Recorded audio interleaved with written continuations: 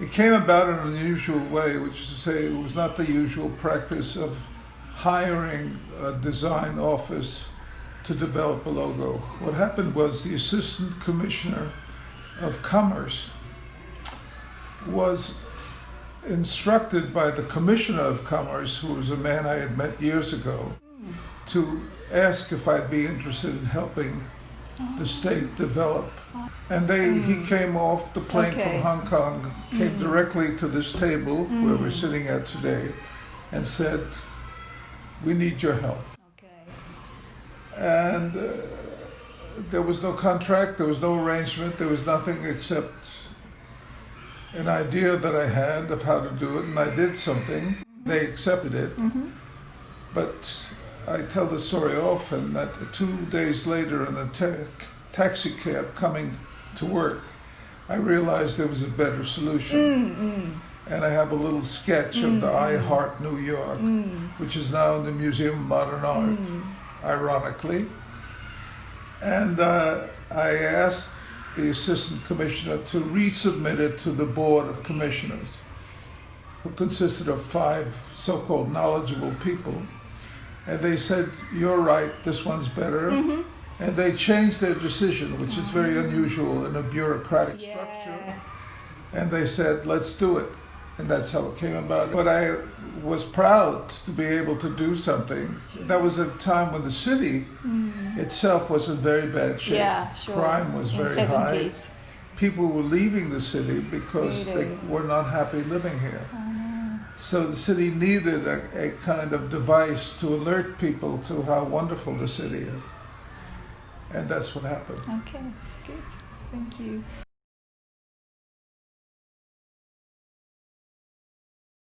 Do I have personal rights to use it for my own benefit?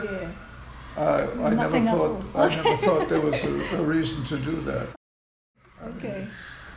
What I dislike very much are people who pretend to be generous and actually are stealing money at the same time. I don't do that. Okay. And I don't think it's a wise thing for designers to do. But there was another iteration that came later. I don't know if you refer to it. I love New York more than ever. Yes, I was going to ask about it afterwards. That came later. And it happened after 9/11, some years after 9/11. 9/11 basically made everybody suddenly conscious of how much they loved the city. That's I love New York was not just a phrase, it was a reality for people. I had a little poster made, I love New York more than ever, that was distributed by the kids, for the students, and all over the city. 2 days later, there were these signs, "I love New York more than ever," because that's what everybody wanted to say. They wanted to say, "I love this city." They wanted to reaffirm the fact that the city was important to them.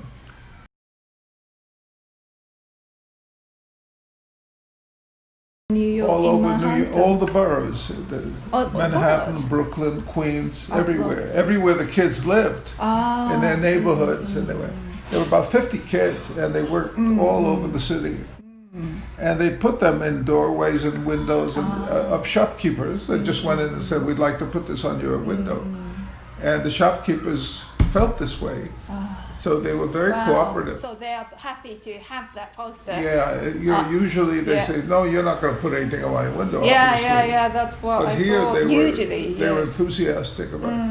What was nice about the next day, you went out into the street, and as you walked, you saw it all over the city.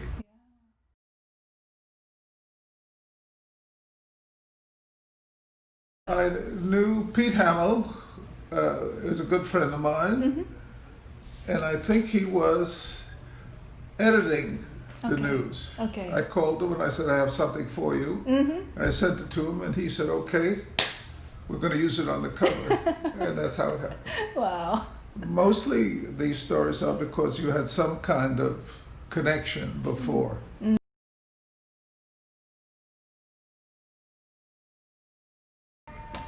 Well, in teaching, the first thing I share with students is the idea, the Hippocratic Oath. First, do no harm. The first thing you have to do about your life and your work is to, from my point of view, do no harm. So you know that if somebody asks you to do an ad for a cigarette company, you're doing harm. And you don't do it if that violates your idea of what your behavior should be. But you must ask the question.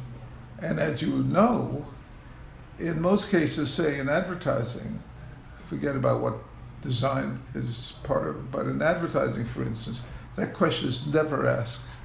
The question you never ask in advertising is, am I doing harm? That frees you so you can do anything you want, and that accounts for the part of the condition of the world as it is. So from my point of view, the most important thing is to, not that you can always tell, but at least you can observe and admit what you do. Very important to get people to admit what they do. Because as you know, most people conceal what they do from themselves as well as from others. So as a point of view, as a starting point, first understand your audience, then do no harm.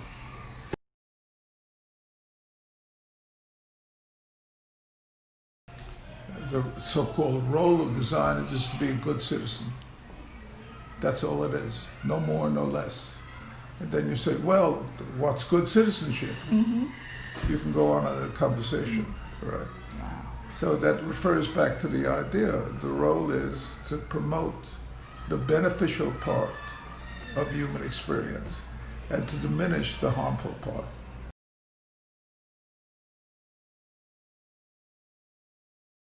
Well, I only have two things I ever say. Do good work, do no harm. Thank you That's all very there much. is.